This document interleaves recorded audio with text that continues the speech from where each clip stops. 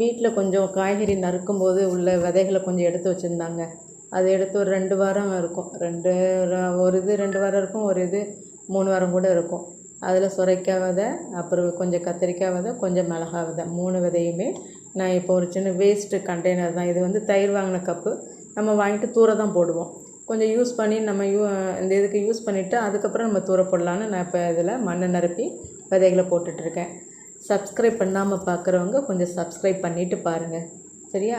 இப்போ விதையெல்லாம் போட்டுட்டு கொஞ்சம் மண்ணை வச்சு மேலே மூடி விட்டுட்டு கொஞ்சம் தண்ணியை தெளித்து விட்டுட்டு அப்படியே ஒரு ஓரமாக வச்சுருவேன். எதை டிஸ்டர்ப் பண்ணவே மாட்டேன். டெய்லி லேசாக தண்ணி மட்டும் தெளிப்பேன். இப்போ இது இந்த நம்ம வீட்டிலையே சமையலுக்கு பயன்படுத்தின காய்கறிலேருந்து எடுத்து வச்ச விதைகள், அது முளைப்பு திறன் எப்படி இருக்குதுன்னு பார்க்கறதுக்காக தான் அந்த வீடியோ. பார்ப்போம். ஒரு வாரம் கழித்து திரும்ப வீடியோ போடுறேன். அது எப்படி முளைப்பு திறன் இருக்குது அப்படின்றத. தேங்க்யூ.